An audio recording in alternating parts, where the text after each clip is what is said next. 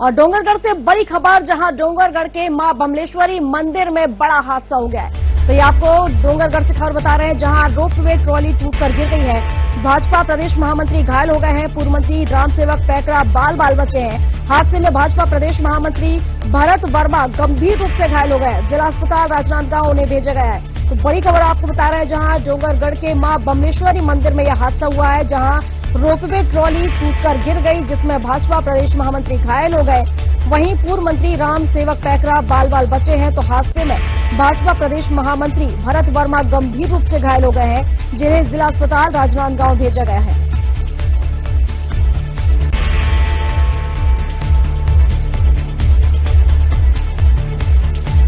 और इस पर विस्तार से जानकारी के साथ श्रीकांत हमारे सहयोगी जुड़ चुके हैं। श्रीकांत, बताया जा रहा है कि बमलेश्वरी मंदिर में बड़ा हादसा हुआ है, रोपवे ट्रॉली टूट गई है। क्या कुछ अपडेट इस पूरे मामले को लेकर? और बताया जा रहा है कि प्रदेश महामंत्री घायल हुए हैं, क्या कुछ स्थिति? जो रोपवे लगा है उसकी एक ट्रॉली जो है नीचे गिर गई है और एक बड़ा हादसा है, क्योंकि उसको श्रद्धालुओं के आने जाने के लिए रखा गया है, क्योंकि पहाड़ के ऊपर मंदिर स्थित है और कुछ लोग होते हैं, कुछ श्रद्धालु होते हैं जो ऊपर नहीं चढ़ पाते, तो उनकी व्यवस्था के लिए ट्रॉली जो है रोपवे वो लगाई गई है।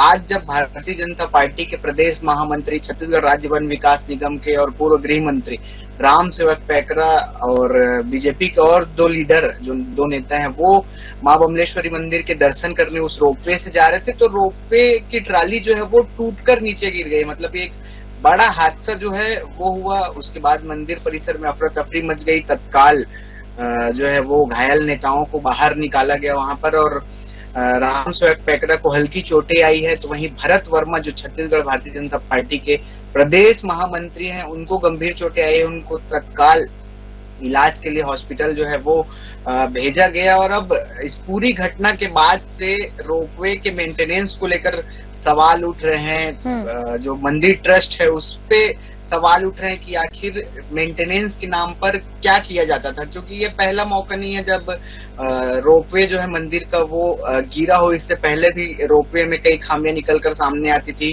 कई बार लोग आवाज उठाते थे कि रोपवे जो है वो सही तरीके से नहीं चलता है, कई बार कहीं रुक जाता है। तो इस तरह से कई खामियां निकलकर सामने आती थी। उसके बाद भी मेंटेनेंस के लिए जो है वो सिर्फ नाम मात्र का मेंटेनेंस किया जाता था, और आज एक बड़ा हादसा फिर से उसी रोपवे पर हो गया है। तो कहीं ना कहीं एक बड़ा सवाल है मंदिर ट्रस्ट के ऊपर, क्योंकि लगातार मेंटेनेंस के नाम पर खर्च होते हैं लेकिन मेंटेनेंस नहीं हो पाता है। तो कहीं ना कहीं एक जांच का विषय है। और अब क्योंकि रोपवे की ट्राली गिरी है, तो ऐसे में रोपवे से जो सेवाएं हैं उसको वहां पर मंदिर परिसर में रोक दिया गया है, और प्रशासन, पुलिस की टीम जो है वो मौके पर मौजूद है। घायलों को इलाज के लिए भेज दिया गया है। और अब इस पूरे मामले पर प्रशासन क्या कदम उठाएगी, आने वाले समय पे पता चलेगा। जी लेकिन श्रीकांत, ऐसे कैसे काम चलेगा? क्योंकि अगर रोपवे ट्रॉली आप चला रहे हैं तो आपको मेंटेनेंस कराना बहुत जरूरी है, क्योंकि सीधे सीधे ये तो आम जनता की देखा जाए तो जान के साथ खिलवाड़ किया जा रहा है। ऐसे कैसे आखिर काम चलेगा? ऐसे कैसे आखिर मेंटेनेंस नहीं हो रहा है और इजाजत दी जा रही है रोपवे ट्रॉली चलाने की?